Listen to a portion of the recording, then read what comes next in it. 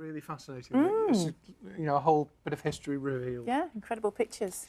Now, Bill Drummond started off as a carpenter at the Everyman Theatre in Liverpool. I'm sure you know the name. In the 1970s, he had a musical career with Big in Japan and later the KLF. And next he was making headlines again for burning, quite literally burning. He set fire to £1 million. That was in the 90s. Well, his latest project opened at Toxteth Town Hall today. He's trying to build a pyramid with dead bodies. It's not quite as gruesome as it sounds.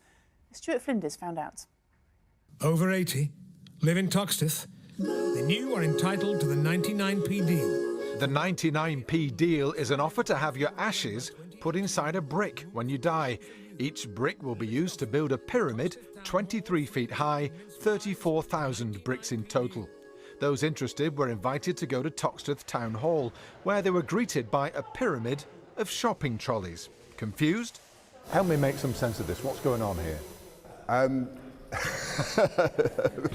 That is like the biggest question that you could possibly ask. It's very difficult to explain. The man with all the answers is Bill Drummond, but he refused to speak to us. Hello, I'm Bill Drummond. I sometimes call myself King Boy D, and I'm Rockman, and that's what I'm going to be called today.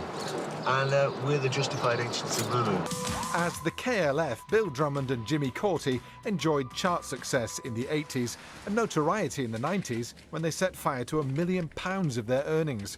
Fortunately, Bill didn't burn the mince pies he made for today's event.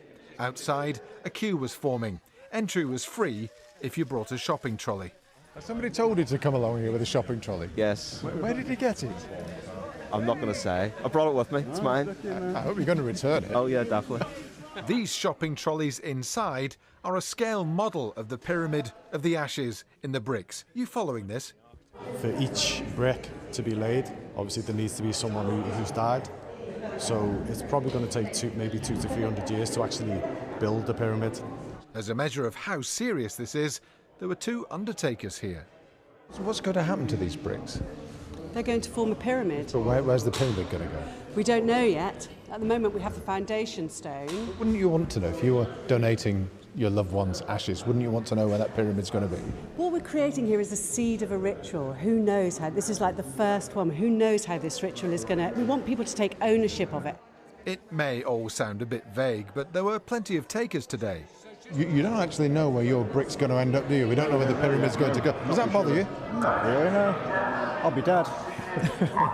If this still isn't making much sense, final word to a student from Chorley. The fun's in the doing of it. Is all this ambiguity deliberate? Are we not really meant to understand what's going on? Yeah, very much. And I guess it's the fun of something unwinding within the day and as it goes on. Stuart Flinders, BBC Northwest Tonight, Liverpool. Bonkers. Understood it. Completely bonkers. Shame Bill Drummond wouldn't talk to us to explain it, but anyway. Talking of stuff, bonkers, you're out. That was going to be my segue. You see, I got you. Richard, as you can see, is here with a very sharp